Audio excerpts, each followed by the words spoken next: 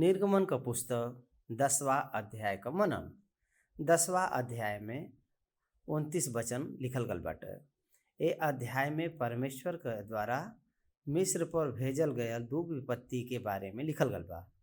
अब तक हम 7 विपत्ति के बारे में देख लीजा। अब तक मूसा के द्वारा परमेश्वर मिस्र पर 7 विपत्ति के भेजे बायन। पहला विपत्ति पानी का लहू बन जाई और पानी का लाखों में परिवर्तित होए के बाद में दूसरा जौन विपत्ति बा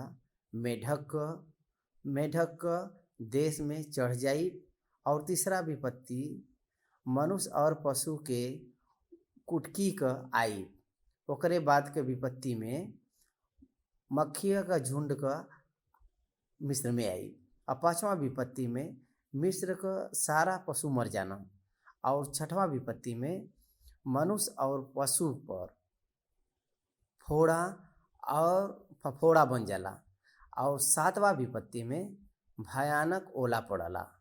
और 8वां और 9वां विपत्ति 10वां अध्याय में हमके देखे के मिलला। पहला वचन से 20वां वचन तक, पहले से 20वां वचन में ये प्रकार से लिखल बाटे कि हम टिड्डी के झुंड के बारे में देखे के मिली। टिड्डी को मिस्र के ऊपर विपत्ति के रूप में भेजल गल बाटे। ये टिड्डी लोग जौन बाइन पूरा देश में भयंकर विनाश के ले आईनी। ये टिड्डी हर एक वृक्ष के, उनके फल के और उनके पत्ता के और उनके हर एक प्रकार का सब्जी के पौधे के नष्ट करे बान। और देश में कुछ भी हरियाली नहीं बचल। काहे बदे के टिड्डी सब कुछ नाश करे। जौन कुछ ओला से बचा रहल वो सब कुछ टिड्डी नाश करे। एमिन बहुत सारा संदेश छुपल बाटे जेकरे बारे में हम बाद में ध्यान करब जी। 21वां वचन से 29वां वचन तक पूरा देश में भयानक अंधेरा छायल बाटे।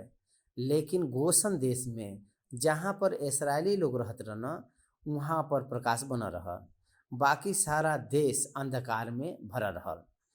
इमिन देखे के ई मिलला कि कुछ विशेष बात के हम लोग ध्यान करल जी। और पहला वचन से हम पढ़ब, फिर यहोवा मूसा से कहना फिरौन के पास जा, काहे बदे कि हम ही नहीं और उनके कर्मचारी के मन के ये बदे कठोर कर दिले भाई कि अपने चिन्ह उनके बीच में दिखावा। और तू लोग अपन बेटा और पोता से एक बारे में बतावा कि यहोवा मिस्री के किस प्रकार से ठट्ठा मुड़ैना और उ का चिन्ह अपने बीच में प्रकट करना, जैसे तू ये जान लगे कि हम यहोवा है। परमेश्वर मूसा के मन के मुख्य कारण ई रहल कि तू लोग अपने बेटा और पोता से ये प्रकार से वर्णन कर के मिस्री के किस प्रकार से ठट्ठे मुड़ैना और उनके बीच में का चिन्ह प्रकट भयल, जैसे तू ई जान लेब कि हम यहोवा है। परमेश्वर मूसा के मन के कठोर करे के कारण में से एक कारण ई हवे कि मिस्र का लोग जाने के यहोवा परमेश्वर है। और दूसरा कारण ई हवे कि इस्राएली के पीढ़ी पीढ़ी में परमेश्वर का महान काम के याद करे के द्वारा, उनकर प्रचार करे के द्वारा परमेश्वर के भय में रह के यह सिखावे बदे ये काम के परमेश्वर करे बाया। अगर कोई विश्वासी अगर उनके विश्वास बाटे जौन ई वचन के सुनत बान, ई जान करके हम बलहीन बाई और अपने आपन बलहीनता बदे आगे बढ़ते जात बाई, एक बात जान जाई कि हम बलहीन है और अब्बो हम पाप में जीवन जियत बाई। अगर परमेश्वर हमके छोड़ दें तो हमार परिस्थिति का होई। यही बदे विश्वास से ही लोग आपसे बचे बदे, पाप से बचे बदे मिस्र का विनाश एक सबक बाटे। आपके कारण कठिनाई का सामना करत हुए परमेश्वर के द्वारा भेजल गयल विपत्ति का सामना करत बायन। कौनो रीत से कठोर होई के मूर्ति पूजा फिरौन और उनके प्रजा के लोग जौने रीति से नाश भल बयान, वही रीति से जौन सुसमाचार के जे तिरस्कार करी उ नाश होई। ये हमके ई ज्ञान इस बात में हमके मिलला। ये वचन के देख, तू फिरौन के पास जा, काहे बदे के हम ही नहीं उनकर और उनकर कर्मचारी के मन के ये बदे कठोर कर दिले बायन कि उ आपन चिन्ह उनके बीच में दिखावन, और तू अपन बेटा और पोता के यह सीख सके के हम ही उ परमेश्वर हई, हम ही यहोवा परमेश्वर हई। इसराइलियों का आशीर्वाद दे के और पीढ़ी से पीढ़ी सिखावे बदे हम ही ई काम करे भाई। परमेश्वर ई बतावत बन के मूसा से उ कहत बयान। परमेश्वर ई बात मूसा से कहत बयान। तीसरा वचन, मूसा और हारून फिरौन के पास जाय के कहना के परमेश्वर यहोवा तह से ये प्रकार से कहत बन के तू कब तक हमरे सामने दिन होए से संकोच करब। यहाँ पर एक प्रश्न लायक चिन्ह बाटे। यहाँ पर हर एक व्यक्ति के चिन्ह बाटे कि कितना दिन परमेश्वर के सामने दिन न बनी है, कितना दिन तक परमेश्वर के सामने वो दिन न बनी है, कितना दिन तक न बने। प्रेरित पौलुस ये प्रकार से कहना के कोने पर लात मारब तोहरे वजह संभव नहीं बा। परमेश्वर के विरोध में कार्य करब और जीवन के जियब ये बहुत बड़ा कठिन हवा। ये संसार में कोई भी ऐसा नहीं बा जे परमेश्वर के विरोध में खड़ा हो सकला। ये से ये बात के हमके समझे के बाटे। हमरे प्रजा के लोगन के जायदा के तू हमार उपासना करे। अगर हमरे प्रजा के जाए न देव तो सुनो, कल हम तहरे देश में टिड्डिया ले आई। ई 8वां विपत्ति हवे और एक विपत्ति देश में उथल पुथल मचावत रहे। अगर तू हमरे प्रजा के लोगन के जाए न देव तो हम और एक विपत्ति डालब और परमेश्वर जानो न के उ जाए न दी हैं। लेकिन फिरौन जे उनके जाए बदे रोकत बन, ई विपत्ति का कारण ठहरावत बयान। विपत्ति का कारण परमेश्वर नहीं है, लेकिन फिरौन का कठोर मन विपत्ति के लावे बदे ई बाटे और परमेश्वर के मजबूर करत बाई। और ई सारे बात का मुख्य कारण फिरौन बा। ई हमके समझे के बाटे। और ये दर्द के वहाँ लोगन के बीच में जौन बाटे ये देखे के मिलला। और जौन कुछ बचल बाटे और टिड्डिया ओके चटली हैं और तहार जितना भी वृक्ष मैदान में लगल बयान ओके भी उ सब खाई जी हैं। और उ जौन टिड्डिया बन तहरे और तहरे सारे कर्मचारी के ऊपर सब मिस्र के घरे में भर जाइ हैं। इतना टिड्डी तहार बाप दादा और उनके पुरखा लोग जौन बा जब से उ सब पृथ्वी पर जन्म रहना तब तक उ सब पृथ्वी पर ऐसा कभी नहीं देखना। और वो मुंह फेर कर फिरौन के पास से बाहर चल गए ना। मूसा आय के चेतावनी दे बयान कि तोहरे में जितना सामर्थ्य बाटे और जितना बुजुर्ग लोग बयान उ सब अपने जीवन के इतिहास में ऐसा बात कभी भी नहीं देखे बयान। वो बात के तू देखब। ई चेतावनी दे के मूसा वहाँ से निकल गए ना। देख परमेश्वर कितना भी भयंकर विपत्ति काहे न लावत बयान, अपन मन के कठोरता के कारण उ ई सब सारा बात के नज़रअंदाज करत बयान। फिरौन का कर्मचारी 7वां वचन में फिरौन से कहत बयान उ लोग कब तक हमरे बदे फंदा बनल रही हैं। वो मनुष्य के जाय दके उ अपने परमेश्वर का यहोवा का उपासना करे। का तू अब तक नहीं जानल के सारा मिस्र नाश भइल बा। फिरौन का कर्मचारी उनके खिलाफ बोले लगना। ई एक विचित्र परिस्थिति बाटे। फिरौन हमेशा अपने कर्मचारी के विरुद्ध बोलत रहना, लेकिन अबही कर्मचारी फिरौन के विरुद्ध बोलत बान। जब देश नाश होत बाटे त जिम्मेदार नागरिक के रूप में ऊ बोलत बान। तब मूसा और हारून फिरौन के पास फिर बुलवाल गईना और उनसे कहना, चले जा, अपना परमेश्वर यहोवा क उपासना कर। लेकिन ऊ जौन जाए वाला बा के बाटे, देख ओकरे मन में कुटिलता भरल बाटे। जेकरे मन में पाप होला ऊ कुटिलता से भरल होला, ओकरे मन में सिधाई नहीं होला। ई हमके देखे के मिलला यहाँ पर। मूसा और हारून फिर बुलवाल गए ना। ऊ कहन कि हम तहके जाए देब, लेकिन तू के जइब। मूसा से फिरौन ई कहत बान के तू जा और हमरे देश से ज़्यादा दूर मत जइह, हमरे ही देश में अपने परमेश्वर का उपासना करिह। हमरे देवता के साथ तहार परमेश्वर हमरे देश में रही हैं।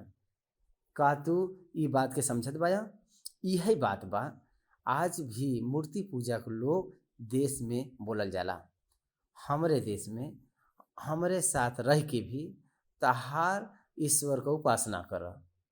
मिस्र में एक समय यहोवा का आराधना मना रहल करब, तब फिरौन यहाँ पर उनके कहत बान परमेश्वर का आराधना करे बदे अवसर देत बा, काहे बदे के ऊ राजा ह। लेकिन मूसा मना करे बयान। फिरौन कहता कि ज़्यादा दूर मत जइह, सिर्फ 1 दिन का यात्रा पर जा और 3 दिन का यात्रा पर मत जइह। लेकिन मूसा नहीं मनना। जवन कुछ परमेश्वर कहे बयान बस हमके उही करे के बाटे। ओमीन किसी भी प्रकार का जोड़ तोड़ नहीं करे के बाटे। परमेश्वर के बात में मिलावट नहीं हो सकला। तब फिर उनसे पूछन के तू के जइब। मूसा कहना, हम तो बेटा बेटियां भेड़ बकरी गाय भय बकरी समेत यहाँ तक कि बच्चा से बड़ा तक सबके सब जाल जी, काहे बदे के हमके यहोवा बदे पर्व मनावे के बाटे। तब फिरौन क्रोधित होके ई कैसा बात बाटे। और 10वां वचन में ई बात ए प्रकार से तहरे संग रहे कि यहोवा तहरे संग रहे। अगर हम तहरे बच्चे के जा देत भाई तो तहरे मन में बुराई बाटे। तो ई वहाँ कहता कि सिर्फ पुरुष लोग जाए के यहोवा को उपासना करे। तू यही तो चाहत रहा। और ई फिरौन के सम्मुख से यहाँ से ऊ सब चल गए ना। ओकरे बाद बुलावत समय तो सम्मान के साथ बुलवई ना, लेकिन भेजत समय उनका अपमान करना। सेवक के यह आदत हो गल बाटे। सेवक बदे ई कोनो बड़ी बात नहीं बाटे। उनके पहले सम्मान के साथ बुलावल तो जाला, लेकिन बाद में उनकर अपमान करल जाला। ये बात पर परमेश्वर का सेवक ज़्यादा ध्यान नहीं देना। ई उनके जीवन का एक बहुत बड़ा एक भाग हो जाला। फिरौन कई बार मूसा का अपमान करना, फिर भी मूसा अपने आप के दीन बनाए के परमेश्वर के वचन के अनुसार करता है। यही बदे परमेश्वर का सेवक के बदे उनका व्यक्तिगत जौन जीवन बा नहीं होला। वो अपने जीवन के परमेश्वर के बदे समर्पित कर देना। यही बदे परमेश्वर अपने सेवक के सबसे ज़्यादा सम्मानित करना। ये बात के आपके नहीं बोले की बात है। फिरौन केवल पुरुष के अनुमति देना, स्त्री नहीं जा सकनी, बुजुर्ग लोग नहीं जा सकना और बच्चा लोग नहीं जा सकना। ए प्रकार का बंधन फिरौन रखला। फिरौन के हो सकला जे परमेश्वर के बात पर वो बंधन लगा सके। मूसा ये बात के स्वीकार नहीं करना। 12वां वचन में तब यहोवा मूसा से कहना मिस्र देश के ऊपर आपन हाथ बढ़ाव के टिड्डिया मिस्र देश पर चढ़ के भूमि क जितना अन्न और ओला से बचल बाटे उ सबके चट जाए। ए बार गेहूं भी न बची और मूसा आपन लाठी के मिस्र देश के ऊपर उठैन। तब यहोवा दिन भर और रात भर देश पर पुरवाई बहोइना और जब भोर भयल तब उ पुरवाई में टिड्डिया आईनी और टिड्डिया चढ़ के मिस्र देश क सारा स्थान में बसेर कैन। उनकर दल बहुत भारी रहल और उ ना तो उनसे पहले ऐसन टिड्डी आ रहनी। प्रकाशित वाक्य में हमको टिड्डी के बारे में देखे के मिलला। 7 साल के महाविपत्ति के समय में ऐसन टिड्डी के वर्णन करल गल बाटे।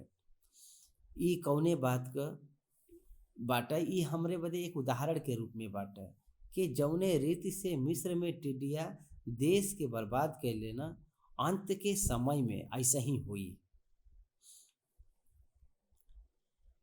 और धरती पर पूरी तरह से ई छाएगी न और यहाँ तक कि देश अंधेरा हो गया और उनकर सारा जौन अन्न रहल, जितना भी चीज रहल और वृक्ष के सब जौन फल रहल और जो कुछ भी फल पेड़ में बचा रहल और सारा टिड्डी ओके चट के लेना। यहाँ तक कि सारा मिस्र देश पर न तो कोई वृक्ष पर हरियाली रह गया और न खेत में अनाज रह गया। तब फिरौन तुरंत मूसा और हारून के बुलाए के कहना कि जौने तू परमेश्वर के यहोवा और तोहार अपराध केला कि हम तोहरे परमेश्वर यहोवा का और तोहार अपराध करे भाई, अपमान करे भाई। यही बदे अब की बार हमार अपराध क्षमा कर और अपने परमेश्वर यहोवा से प्रार्थना कर के उ केवल हमरे ऊपर से ए मृत्यु के दूर कर। फिरौन के विनती पर परमेश्वर न सुनी है, लेकिन मूसा का विनती सुनी है। काहे बदे के मूसा का खड़ा कई के एक काम परमेश्वर मूसा के खड़ा कई के एक काम के करवाए बान। ये बदे ई बात मूसा से कहत बान के कि अपने परमेश्वर से विनती कर कि ए विपत्ति से हमसे दूर करे बदे, हमरे देश के बचावे बदे तू विनती कर। क्रोध करे वाला अभी विनती करे के स्थान पे आ गल बाटे। तब मूसा फिरौन के पास से निकल के यहोवा से विनती कईना।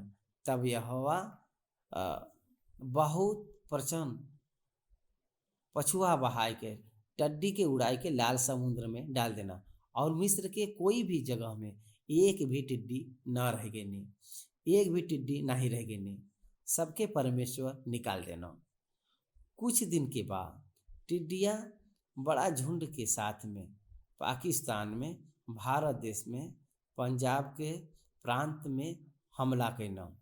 इनके कपड़ा जलाए के दुआ प्रार्थना कई गए और डीजे लगाए के बड़ा ध्वनि के साथ में एके भगावे के कोशिश करल गया। जब टिड्डिया कोई देश पे छाए जाला आया तो कौनो वृक्ष पर अगर बैठ जाइ हैं तो यहाँ तक कि भोजन पदार्थ के वृक्ष के भी वो सब चट जाने। 21वां सदी में वो ई सब सारा बात के हम अपने आप के देखे पाई जा। एकर बहुत सारा वीडियो यूट्यूब पर हमके देखे के मिल सकला। भयानक टिड्डी के द्वारा मिस्र देश नाश करल गल बा।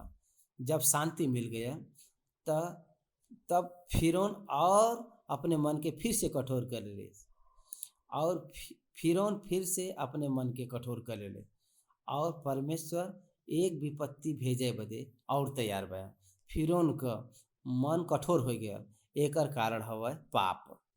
जब परमेश्वर का आज्ञा का पालन न करे वाला प्रत्येक मन कठोर होला। परमेश्वर के बात के न माने वाला हर एक का मन कठोर होला और उनकर कठोरता के कारण उनके ऊपर दंड आवेला और उ स्वयं अपने विनाश का कारण बनना। ई सच हवै के हमके सीखे के बाटे। और इसराइल उनके फिरौन में जाए नहीं देना। 21वां वचन से 29वां वचन तक देखे के मिली। देश में भयानक अंधेरा छायल रहल, 3 दिन तक अंधेरा छाया रहल। और ई 9वां विपत्ति हवा। 21वां वचन, फिर यहोवा मूसा से कहना, आपन हाथ आकाश के ओर बढ़ाव के मिस्र देश के ऊपर अंधकार छाए जाए, ऐसा अंधकार के टटोला जा सके। तब मूसा अपन हाथ आकाश के ओर बढ़ैना और सारा मिस्र देश में 3 दिन तक घोर अंधकार छायल रहल। देखा यहाँ पर निर्गमन का किताब 19वां अध्याय में सिनाई पर्वत पर जब परमेश्वर उतरत रहना तो वहाँ पर घोर अंधकार करना और वो अंधकार में परमेश्वर उतरना, परमेश्वर अंधकार करना। उत्पत्ति 1 अध्याय 1 वचन में हमके देखे के मिलला के अंधकार गहिरा जल के ऊपर छा रहल। यहाँ पर अंधेरा के परमेश्वर इस्तेमाल करत बा। उत्पत्ति का किताब 15वां अध्याय में अब्राहम से परमेश्वर अंधकार में मिलन और आग के खंभा का रूप में वो दिखाई देना और बलि पशु के बीच में से वो निकल जाना। परमेश्वर अंधकार करना, परमेश्वर सृष्टि करता है। उत्पत्ति 1 अध्याय में जब वो कहना उजियाला हुआ तो उजियाला हो गया और जब वो कहना के अंधियार हो तो अंधेरा हो गया। अंधिकार और उजियाला उनके बस में बाटे, कोई के और के बस में नहीं बाटे, केवल परमेश्वर के बस में बाटे। और धीरे धीरे ई बात फिरौन और उनके प्रजा के समझ में आ गल बाटे कि 3 दिन तक न तो कोई कोई किसी के देखे, न तो कोई अपने स्थान से उठल, लेकिन सारा इस्राएल के घरे में उजियाला रहल, सारा मिस्री के घर में अंधकार रहल। परमेश्वर उनके बीच में अंतर कैना, परमेश्वर अपने वचन के सिद्ध कैना, परमेश्वर अपने आप के स्थापित कैना। तब फिरौन मूसा के बुलवाए के कहना कि तू लोग जा यहोवा का उपासना कर, आपन बालक के भी साथे ले जा, केवल आपन भेड़ बकरी और गाय बैल के छोड़ के जा। देखा यहाँ पर एक एक समय वो एक एक प्रकार से वो बोलत बाया। पहले वो कहना के हमरे देश में उपासना कर, फिर कहना के कुछ दूर जाए के उपासना कर, फिर वो कहना के केवल पुरुष लोग ही जाके उपासना करा, लेकिन अब कहत बान के केवल मनुष्य लोग जा और जानवर के यहाँ पर रहे था। काहे बदे के ऊ लोग संपत्ति बदे वापस लौट के हैं, यही बदे संपूर्ण छुटकारा, पूरी तरह से छुटकारा देवे बदे फिरौन तैयार नहीं रहल। अब ये पाप ऐसा हुआ, अगर पाप से संपूर्ण छुटकारा चाहिए तो केवल यीशु ही एकमात्र रास्ता है। याद रख, फिरौन कहन के तहरे जानवर यहाँ रही हैं और तुम आपन बच्चा और सब लोगन के सहित जा सकला। मूसा कहना हमें अपने परमेश्वर के होम बलि चढ़ाव बाटे तो तहके हमार पशु देवे के पड़ी, तहके सबके जाए के देवे के पड़ी। मूसा कहना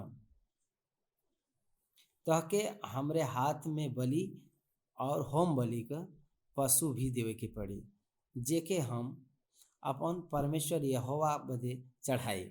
यही बदे हमार पशु भी हमरे साथे जइहें, उनकर एक भी खुरी तक न रह जाए, काहे कि उन्हीं में से हमके अपने परमेश्वर यहोवा का उपासना करे के बाटे।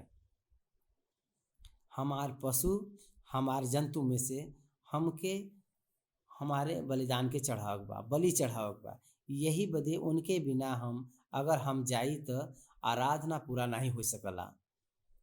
हमार पशु हमारे आराधना में अर्पण हो एक बार, यही बदे तोहके हमरे पशु के देवे के पड़ी। मूसा कहना हम ओमिन से एक भी नहीं छोड़ सकीला जा। काहे बदे के जब तक वहाँ उ न पहुँचे तब तक हम ना नहीं जान सकीला कि हम का लेके यहोवा क उपासना हम कर सकीला। आराधना क तरीका का होए वाला बाटे हमके मालूम नहीं बा। यही बदे हमके वहाँ जाए के बाटे। हम जाए के वहाँ हमके परमेश्वर के मुँह देखावे के बाटे। वहाँ तक पहुँचे तक हमके ओकर विवरण हमके पता नहीं बाटे। ई हमके एक बात के हमके समझे के बाटे, उ ई हवै के परमेश्वर आपन योजना के एक ही बार संपूर्ण रीति से नाही प्रकट करना। जब हम परमेश्वर के अधीनता में चलल जी तब परमेश्वर आपन योजना और आपन इच्छा के प्रकट करत जाना। 30 साल पहले हम सेवकाई में एली। हमार अगला सेवकाई इतना सेवकाई हमके मालूम नहीं बाटे। ये हमके मालूम नहीं रहल। हम उत्पत्ति से लेके प्रकाशित वाक्य तक 3 बार सिखैली। चौथी बार अनेक भाषा में अनुवाद करब हमको मालूम नहीं रहल। लेकिन अचानक परमेश्वर हम पर ई प्रकट करके ई विचार देके और अनेक भारतीय भाषा में एकर अनुवाद करवावत बा। यही बदे वहाँ तक पहुँचे बदे हमके पता नहीं बाटे कि हमके का करे के बाटे। जैसे दिन बीत जाई परमेश्वर आपन योजना के प्रकट करत हमके आगे ले चलन, हमके सिद्धांत के तरफ हमके ले चलन। जब हम आगे बढ़ जाल जी तब परमेश्वर आपन योजना करत जइहें, आपन योजना के उ प्रकट करत जइहें, हमके उ सिखावत जइहें। हम सीखत जाल जी और हमके उ चलइहें। यही बदे जब हम विश्वास के यात्रा में जब हम आगे बढ़त जाल जी त ई महान काम के अद्भुत काम के वो हमरे ऊपर प्रकट करत जइहें। तब यहोवा फिरौन का मन हठीला कर देना, जैसे वो उनके जाए नहीं देना। तब फिरौन उनसे कहना कि हमरे सामने से चली जा और सचेत रह, हमके आपन तू दोबारा मुँह मत देखे। काहे बदे कि जौने दिन तू आपन तू मुँह देखइबा वही दिन तू मारल जाइबा। फिरौन कहना तू हमरे सामने से निकल जा, हम तहके जाए न देब। अगर तू दोबारा आपन मुँह देखइबा तो मारल जाइबा। तब मूसा वो चैलेंज के स्वीकैना और कहना तहरे कहे के अनुसार ही हो। तू ठीक कहे है कि हम तहार मुँह दोबारा न देख। मूसा कहत बान के कि तू नहीं हम बोलत भाई कि तू अब हमार मुँह आगे के न देखे पैबा। देख गलती करे वाला फिरौन है, गलती करे वाला बोलता नबी से के अब हम तहार मुँह न देखा। का परमेश्वर का नबी इतना गिरल बयान? सोचा एक बार, नबी परमेश्वर के द्वारा भेजे गल बा, वो परमेश्वर के कार बदे खड़ा बयान। यही बदे मूसा सीना तान के खड़ा होत बा। परमेश्वर के सेवक में धार्मिकता होएक बा। धार्मिकता बदे परमेश्वर के दासों के अंदर बल होएक चाहिए, मनुष्य के प्रसन्न करे वाला नहीं। इस सेवक का असिला जीवन परमेश्वर को प्रसन्न करे वाला जीवन होएक चाहिए। ये बात मूसा सिखैना यहाँ पर 10वां अध्याय यहाँ पर समाप्त होत बाटे।